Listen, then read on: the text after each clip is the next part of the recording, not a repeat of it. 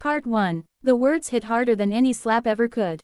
My mother-in-law leaned back in her chair, arms folded like she had just delivered a final verdict. Leaving you was the best decision my son ever made. Her voice was calm, almost proud, like she had rehearsed it. Around the table, a few relatives shifted uncomfortably, but no one spoke. Not a single person defended me. Not even Daniel, the man who had once promised me forever, sat beside me in silence, eyes glued to his phone as if I didn't exist. I felt my throat tighten, but I refused to cry in front of them. Not here, not now. I had already cried enough over the past 6 months, through sleepless nights, unanswered calls, and the cold realization that the life I built was slipping through my fingers. I slowly placed my fork down, my appetite gone. If that's how you feel, I said quietly, forcing my voice not to shake, then I guess there's nothing left to say. But there was so much left unsaid. Like how I had supported Daniel when he lost his job 2 years ago. How I paid the bills, kept the house running, and never once made him feel less of a man. Or how I stood by him when his own family doubted him. I remembered those nights when he would break down, and I would hold him, whispering that everything would be okay. Back then, his mother didn't call me a mistake. Back then, I was the best thing that ever happened to him. Funny how quickly things change. Exactly, she replied, her lips curling into a satisfied smile.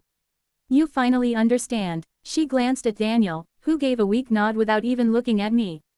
That hurt more than her words ever could. I pushed my chair back and stood up, grabbing my bag. My hands trembled slightly, but I kept my posture straight. I hope you're all very happy, I said, scanning their faces one last time. Some looked guilty, others indifferent. Daniel still wouldn't meet my eyes. That was my answer. That was everything I needed to know. I turned and walked toward the door, each step feeling heavier than the last. This house had once felt like home. Now it felt like a stage where I had just been publicly humiliated.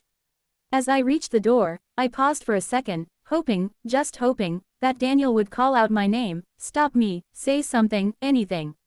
But the silence behind me was deafening. So I left. Outside, the cool evening air hit my face, and for a moment, I just stood there, trying to breathe. My chest felt tight, like the weight of everything was finally crushing me. I walked toward my car, fumbling for my keys, when my phone buzzed in my bag. I almost ignored it. I didn't have the energy to talk to anyone. But something made me stop. Maybe it was instinct. Maybe it was the feeling that this call was different. I pulled out my phone and looked at the screen. Unknown number. For a second, I hesitated. Then I answered. Hello. My voice was barely above a whisper. Is this Sarah Mitchell? A man's voice asked, calm and professional. Yes. Who is this? This is Attorney Collins. I've been trying to reach you for the past week regarding a matter of urgency. It concerns a legal document that requires your immediate attention.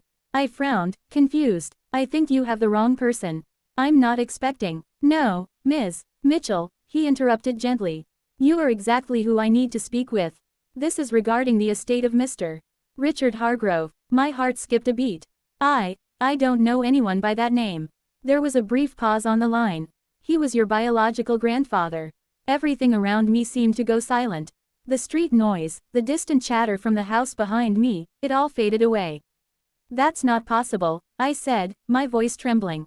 I was adopted. I don't know anything about my biological family. I understand this is a shock, he replied, his tone softening. But Mr. Hargrove spent years searching for you. Unfortunately, he passed away last month. However, he left behind specific instructions, and a significant inheritance, exclusively for you. I leaned against my car, my legs suddenly weak. Inheritance, I whispered, unable to process what I was hearing. Yes, I believe it would be best if we discussed this in person. Are you available to come to my office tomorrow morning? I glanced back at the house, where just minutes ago, I had been told I was nothing. Where I had been made to feel disposable. My grip tightened on the phone. Yes, I said, my voice steadier now. I'll be there. Good. I think you'll want to hear everything we have to say. As the call ended, I stood there in stunned silence. 5 minutes ago, I had walked out of that house feeling like I had lost everything. But now, something had shifted.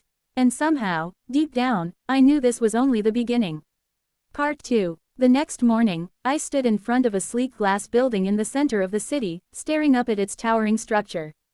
It felt surreal. Just hours ago, I was being torn apart by my in-laws, and now I was about to walk into a lawyer's office to hear about an inheritance I never knew existed. My hands were still slightly shaky as I pushed the door open and stepped inside. Ms. Mitchell, a receptionist greeted me with a polite smile. Mr. Collins is expecting you. I nodded and followed her down a quiet hallway, my heart pounding with every step. When she opened the office door, I saw a man in his late 50s standing behind a polished desk. He looked at me with a kind but serious expression. "Thank you for coming," he said, gesturing for me to sit. "I know this must be overwhelming."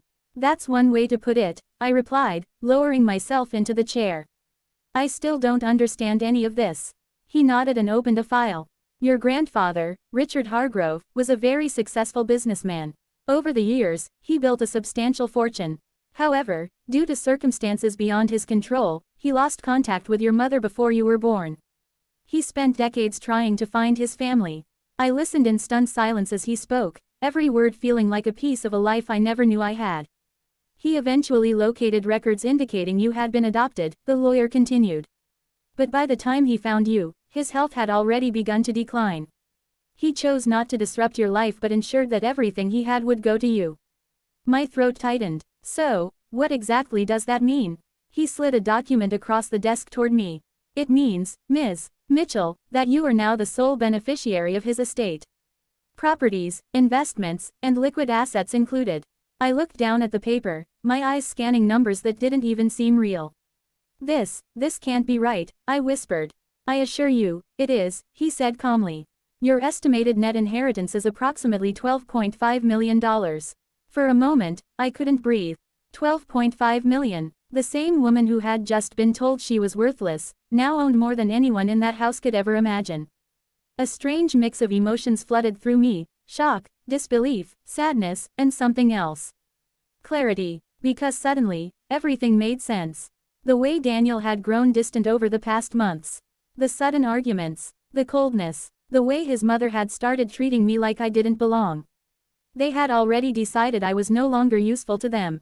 But what they didn't know, what they couldn't have known, was that 5 minutes after those cruel words, my entire life had changed. I signed the necessary documents with trembling hands, still trying to process it all. When I finally walked out of the building, the sun felt brighter, the air lighter. For the first time in months, I felt something I thought I had lost. Power. Not the kind that comes from money alone, but the kind that comes from knowing your worth doesn't depend on anyone else's approval. As I reached my car, my phone buzzed again. This time, it was Daniel. I stared at his name on the screen, my heart surprisingly calm. For a moment, I considered ignoring it. But then I answered. "Sarah," his voice came through, slightly rushed. "Hey, I was thinking maybe we should talk about last night." Things got a little heated, and a little heated, I repeated, a faint smile forming on my lips. "Yeah, I mean, you know how my mom gets. She didn't mean it like that." I leaned against my car, looking out at the city in front of me. "No, Daniel, she meant every word." There was a pause. "Look, maybe we can fix things.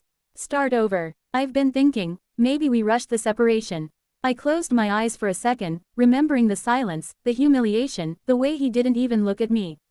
"No," I said firmly. "You didn't rush anything. You showed me exactly who you are. Sarah, come on." "Goodbye, Daniel." I ended the call before he could say another word. As I slipped my phone back into my bag, I realized something important. 5 minutes after being told I was nothing, I had become someone they could never control again. And this time, I wasn't walking away broken. I was walking away unstoppable.